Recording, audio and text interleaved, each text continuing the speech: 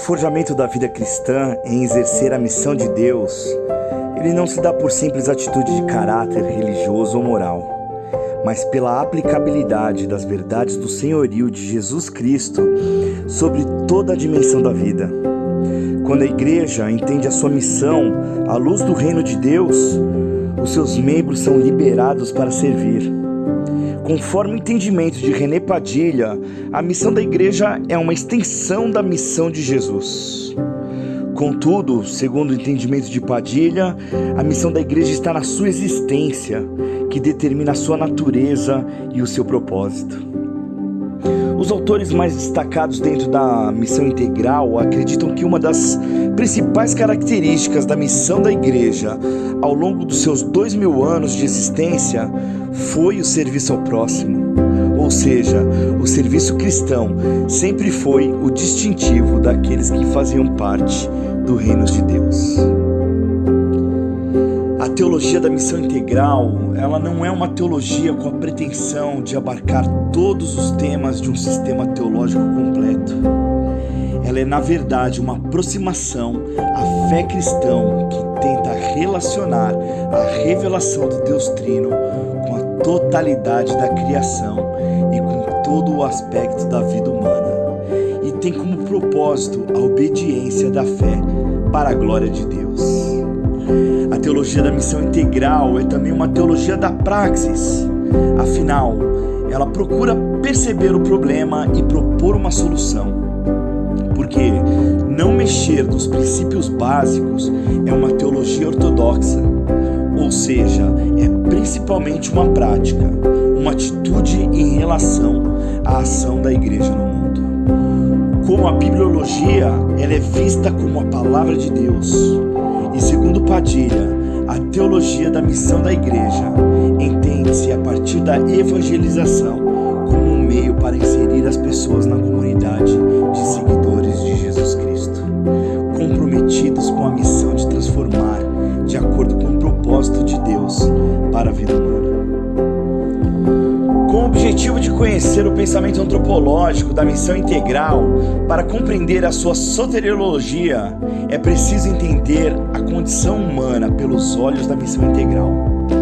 Perguntar o que é o ser humano, ou melhor, quem somos nós, é necessário para compreender esta missão, respondendo à preocupação moderna ocidental, entendendo a nossa identidade pessoal e descobrindo o nosso próprio eu. O ser humano possui compreensão. Podemos avaliar, indagar e criticar tanto os acontecimentos quanto a nós mesmos. Somos autoconscientes e temos autocrítica, diferente do computador, que tem uma capacidade enorme de armazenamento de informações e agilidade grande para os cálculos. Podemos fazer opções morais de acordo com a nossa cultura e com a nossa formação, discernindo o certo do errado, mesmo que de forma falível. A consciência trabalha como uma sentinela, nos alertando sobre o que é certo ou sobre o que é errado. É uma ordem moral que nos leva a fazer o que consideramos certo e nos leva a ter culpa quando realizamos o errado. Ou seja, os seres humanos são seres morais. Em responsabilidade com o meio ambiente e com a vida, Deus nos deu também habilidades inovadoras e criativas, manifestadas através da ciência e da arte. Somos criaturas criativas que possuem o desejo dado por Deus de sermos também criadores. Podemos dançar, escrever e fazer música, apreciando e agradando os nossos sentidos e necessidades. O amor que une os seres humanos é mais do que um instinto, é mais do que um distúrbio das glândulas endócrinas. Deus, que é amor, nos deu capacidade de refletirmos a nossa semelhança com Ele, através de nossos relacionamentos de amor, manifestados na amizade, na fraternidade, no amor conjugal e familiar. Todo ser humano reconhece uma realidade pessoal suprema e, mesmo que negue, instintivamente procura a Deus, sabendo que sem Ele estamos perdidos e não conseguimos nos realizar. Por isso, busca direta ou indiretamente um relacionamento de amor e adoração com Deus. Na verdade, somos plena e verdadeiramente humanos quando dobramos os nossos joelhos diante do nosso Criador. A obra da salvação de Jesus Cristo está diretamente ligada ao mundo em sua totalidade, não somente com o indivíduo, fazendo-se necessário conhecer a relação do Evangelho com o mundo. Mas o que é o mundo? O mundo é a soma total da criação, o universo, os céus, a terra que Deus criou no princípio e que recriará no final. Num sentido mais limitado, o mundo é a presente ordem de existência humana, o contexto espaço-temporal da vida do homem. Dentro do protestantismo mundial, em seus movimentos de reordenação dos campos teológicos e eclesiásticos após a Segunda Guerra, pastores, lideranças e teólogos latino-americanos, sensíveis aos rumos deste cenário, começaram a formular os primeiros passos do que viria a ser denominado de missão integral.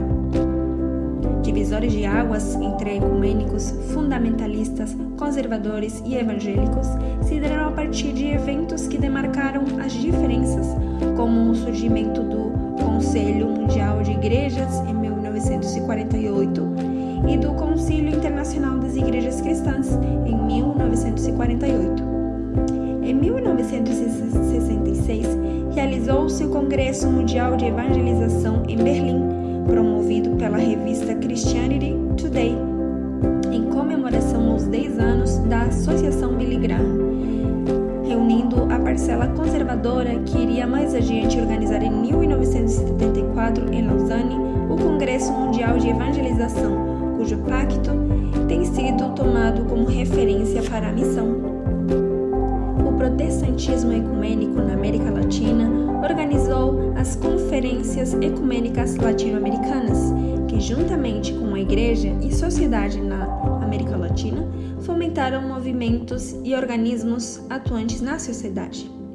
Em reação, os conservadores evangélicos mobilizaram-se em 1969, em Bogotá, o primeiro Congresso Latino-Americano de Evangelização, com o tema Ação em Cristo para um Continente em Crise, reunindo mais de 900 delegados. No entanto, como afirmou Ruth Padilha, quem pôs a mesa em Bogotá foram as associações missionárias da América do Norte. Entretanto, não era mais tempo de seguir recebendo como latino-americanos o menu do Norte, repetindo e polarizando-se a partir de receitas teológicas estrangeiras. Deviam gerar seu próprio pensamento teológico que deveria surgir da palavra de Deus e de seu contexto social e político.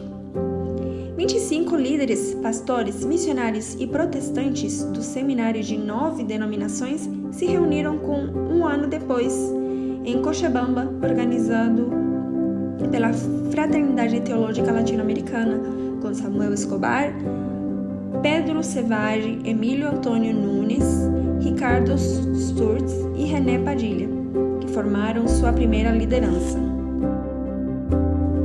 Desde então, foram mais 4 congressos de evangelização, organizados pela FTL, que demarcaram um campo teológico protestante latino-americano envolvendo igrejas, lideranças, publicações, eventos e movimentos nacionais, tendo como marco a integridade da missão da igreja. Outro fato importante é que uma teologia não nasce com data e hora, mas com sujeitos, contextos, conflitos e o sopro do Espírito. Toda teologia é fruto do seu tempo. Trata-se de uma forma de pensar as relações de Deus com a vida, a igreja e a história. O reino de Deus, enfim. A teologia da missão integral, ou a própria missão que se define como integral, pertence a uma temporalidade. No entanto, sua força e sentido ultrapassam gerações. A missão integral é definida como a tarefa de trazer a vida do ser humano como um todo para o senhorio de Jesus Cristo, e não há uma divisão entre a responsabilidade social e evangelística ao levarmos as boas novas de Jesus Cristo ao pecador. Esse pensamento foi esclarecido na reunião de 2001 da Mission Network em Oxford, como sendo a proclamação e demonstração do Evangelho. A ideia é que não é apenas evangelização e envolvimento social sendo feitos juntos, lado a lado, mas que de fato a proclamação do Evangelho possui consequências sociais ao chamarmos as pessoas para o arrependimento e o amor que transforma todas as áreas de vida de uma pessoa. A missão integral pode ser descrita como a proclamação e demonstração das boas novas. O Senhor Jesus Cristo foi modelo e mestre entre seus discípulos nesse tipo de ministério. Os primeiros discípulos compreenderam a missão integral e isso resultou no crescimento espetacular da igreja. As comunidades a quem serviam eram atraídas para o Evangelho porque havia um equilíbrio perfeito entre o espiritual e o empírico, entre fé e obras, entre proclamação e demonstração das boas novas de Jesus. René Padilha, conhecido como pai da missão integral, arcabouço teológico adotado por mais de 500 missões cristãs e organizações de ajuda humanitária. A missão integral levou evangélicos ao redor do mundo a ampliar sua missão cristã, sob o argumento de que ação social e evangelismo são componentes essenciais e indissociáveis. Nas palavras de Padilha, como as duas asas de um avião. O termo, inspirado em seu pão caseiro de trigo integral, referia-se a uma abordagem espiritual e estrutural sintetizada para a missão cristã, originalmente traduzida como uma missão abrangente. René Padilha disse em Lausanne: Jesus Cristo veio não apenas para salvar a minha alma, mas para formar uma nova sociedade. Orlando Costas. Costas foi um importante defensor da teologia da missão integral que procura unir evangelização com ativismo social. Ele entendia que a proclamação completa do Evangelho envolvia não apenas a pregação, mas também a construção do reino de Deus, a realização da sua vontade, mostrando a realidade do Deus vivo de uma forma que atendesse poderosamente às necessidades das pessoas.